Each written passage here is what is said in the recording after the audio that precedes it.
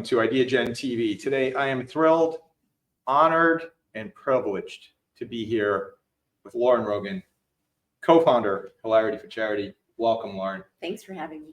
You know, it's so powerful to be able to tell a story.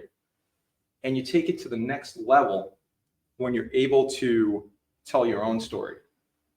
And so today I'd like to ask you, you're accomplished in the entertainment industry. You've done so much. And I'd love for our global audience, those individuals across the planet that are watching this interview, to hear directly from you on what is Hilarity For Charity and the work and the story that you're telling. Yeah, thank you for having me and having this conversation.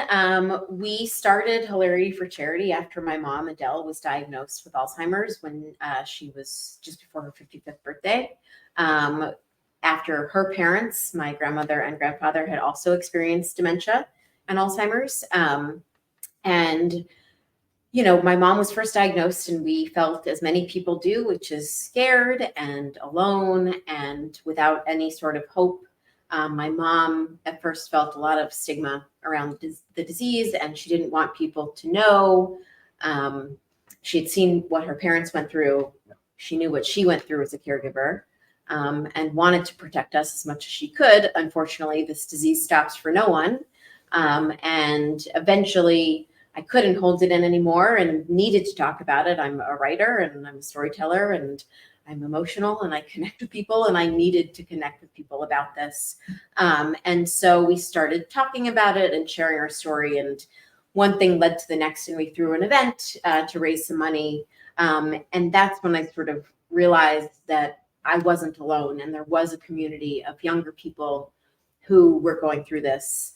And perhaps we had an opportunity to bring people together, to help them become advocates, to help them share their own stories.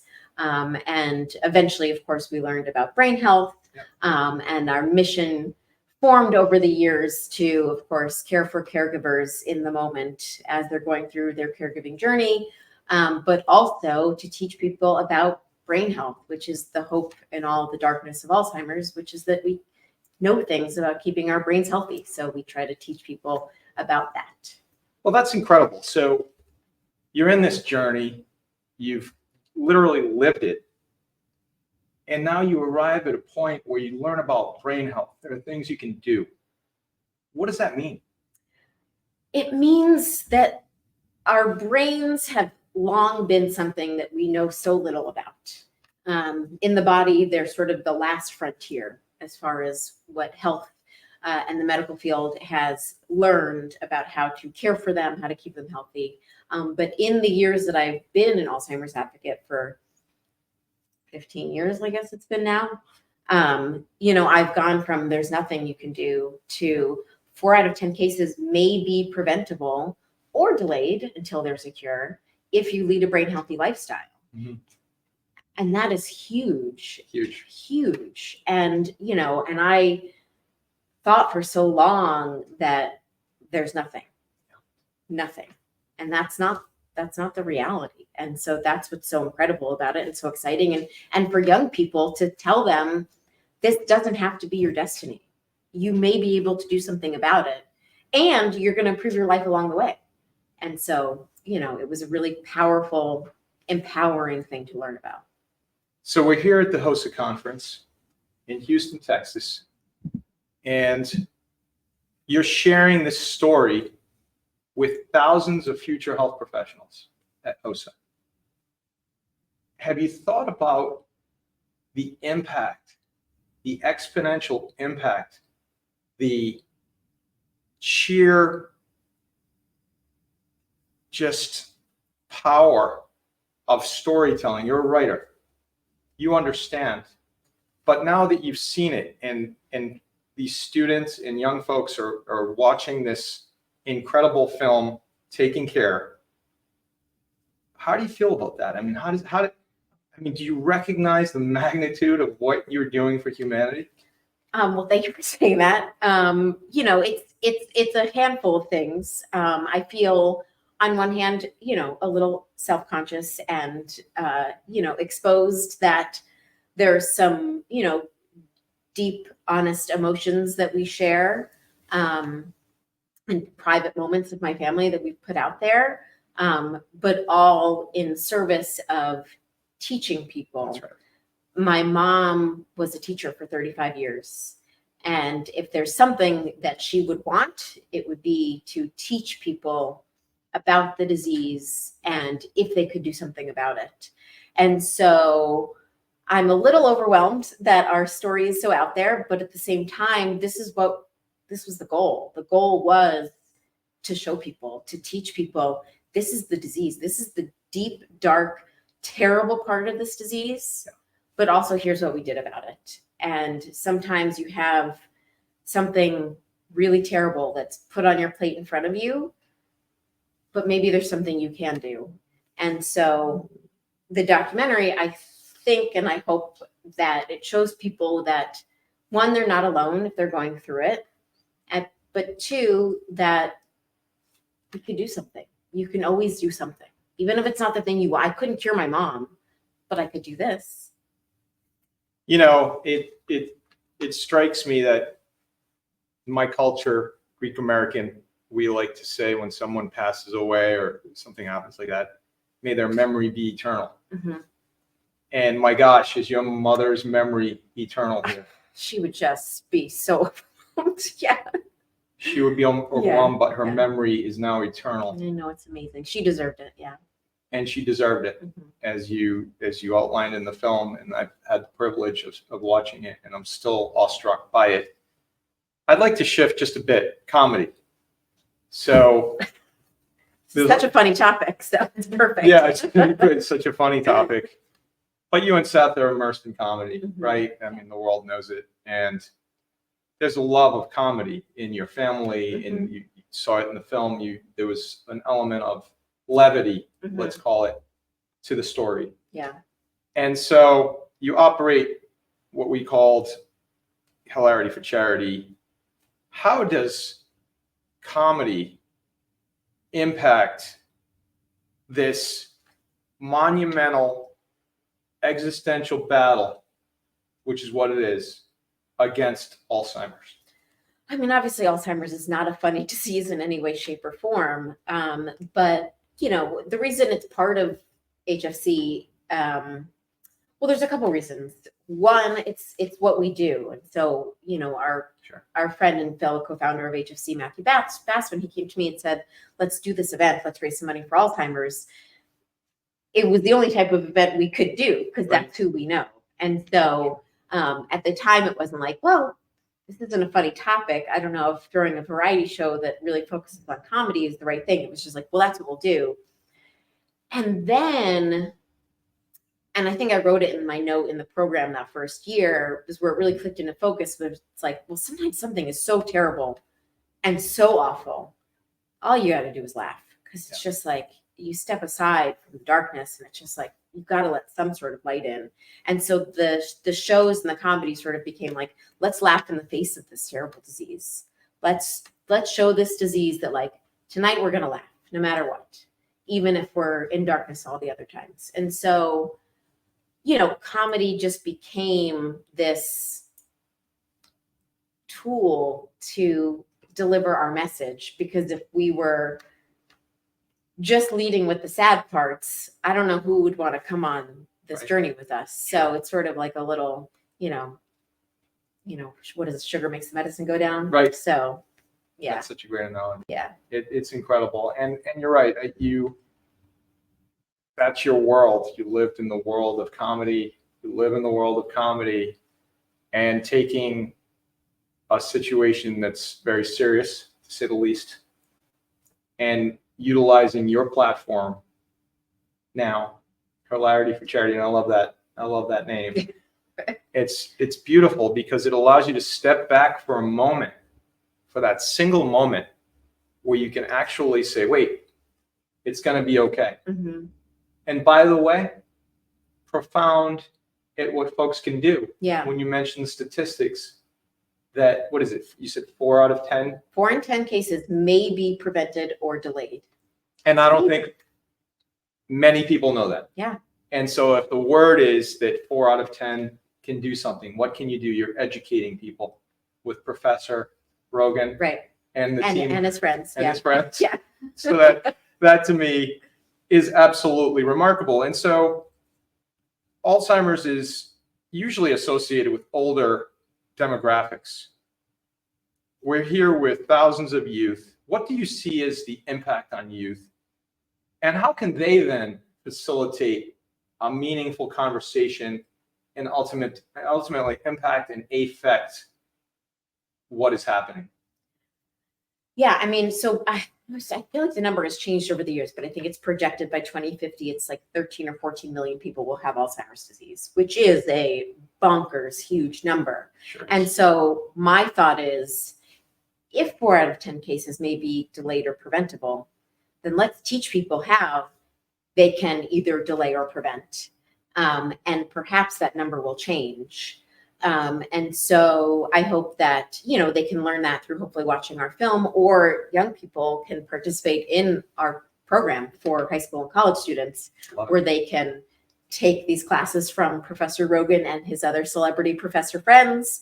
And they can also sign up to learn how to teach this coursework to people. And, I think that empowering young people that this is something they have power, they can change, they can take a hold of it, is really energizing to a group of people who want to do something, who want to take action. That's right. And so, so we just really tried to lean into that and acknowledge and give them something. Well, here's the thing you can do. And you know what? It's striking as well is your leadership on this. I mean, you could have done nothing. Yeah. I mean, it would have been, you could have just said, you know what? I'm like so many of the millions of people that have suffered through this, but didn't have, a way forward. Yeah. And your leadership is shown through you and Seth to create a platform now to drive through awareness and impact education. Yeah. And that's incredible. I mean, I really am awestruck at the trajectory of what you're doing. Thank you. It's honestly, it's a little overwhelming, and I feel so extraordinarily lucky that I've gotten to turn my lemons into this type of lemonade, and I know there are so many people that would do the same. I just got lucky that my partner in life had a microphone that was really loud. And yes, we didn't have to use that microphone, but that's not who he and I are. I'm not someone who takes no as an answer that well. It leads to a lot of frustration, but it also leads to a lot of growth. That's right, like this. And so, I just spent a lot of time being like, no, like I can't, how do I just let this happen and not do anything? I felt too angry. The anger in me created too much energy to ignore it. Yeah. And I had to do something. But truly, believe me when I say I feel so lucky that I've gotten to do it, because I would just, I don't know where my journey and all this would be had I not gotten to do it, but the community that I've personally found, the impact that I feel like I've gotten to make in my mom's name, it's really impactful in my own life. Well, I can see that. And I can tell you, I've conducted thousands of interviews, and this is one of the most profoundly impactful, I think, that I've ever come across. I believe that it's a testament to the human spirit, your specific spirit and Seth's together. Thank you. That you stepped up. I want to shift to the global goals of the United Nations. So at IdeaGen, we focus on a virtual backdrop of those 17 global goals that all 193 member states of the United Nations agreed to. One is good health and well-being.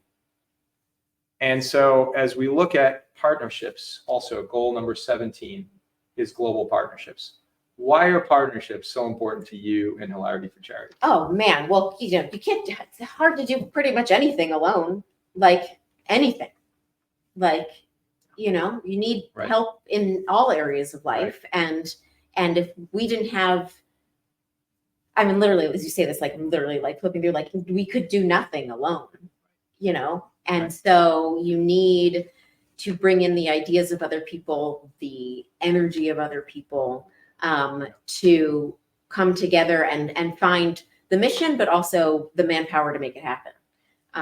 And so I'm so lucky that oh my gosh, we've had so many amazing partners, and hopefully we'll continue to have more, but we wouldn't have done it. You know, I have a kernel, and thank God I have, like, you know, just even our partners within the staff of HFC, we have an incredible staff. I can be like, well, maybe we should do this thing. And then it's happening. So, you know, but the fact that you understand that, the fact that you appreciate, you know, there's not everyone, and not every organization believes that partnerships are important. And so the fact that you're embracing partnerships to really create that exponential impact, that's what I believe is profound in your journey here as well. And so as we look at the most significant issues in brain health, there are obstacles. What can be done to overcome those obstacles?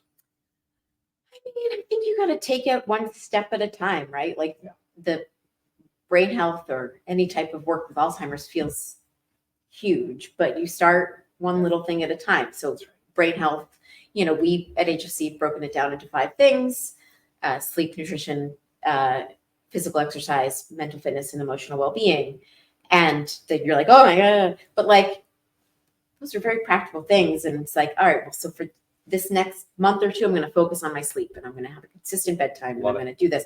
So it's little steps toward, it's the same as setting any goal. Right. Is you put the goal there, and then you're like, all right, so if I go here, maybe I'll get a little of this and a little of that, and then eventually you'll get there. You know, it's incredible. And so we also focus on future global leaders. And it's so important today than ever. Right. And so as we look at leadership, what advice do you have? So you're looking at it through the lens of your life experiences. And that's all we have. We all live, you know, a different life, but in the experiences, we could be in the same room. Mm-hmm. Your experience could be completely different than mine. Mm-hmm. What is it that you would suggest to future global leaders as advice? What is your piece of advice? What's that one thing that you would say, this is what you need to do to be successful? Oh God, I don't know if I'm in a place to be giving global leaders advice. Future global leaders. I mean, honestly, to touch on what we just talked about, which is to surround yourself with people who have similar goals and create a team that can help you reach your common goal. Because, you know, our leaders are more than just themselves. They are the people that work with them, the people they appoint in roles. And that is extremely important in all areas. And I think that everyone that is looking for a leadership role should remember it's not just you, it's everyone who works with you and doing it together. And I think that's really important. What an incredible piece of advice. And by the way, your team at Hilarity For Charity, shout out. Incredible. Incredible and profound. I mean, well done. We're very, very, very, I'm lucky in so many ways, and that is certainly near the top of the list. Yeah. And so, Lauren, as we close out the interview, what is your call to action for our global audience? Millions of people that will watch this interview. Oh man, my call to action for this global audience would be to share your story. As simple as that. When you keep your experiences bottled up, you don't help yourself and you don't help anyone else. And so no matter what you're facing, good, bad, whatever, share it, create community.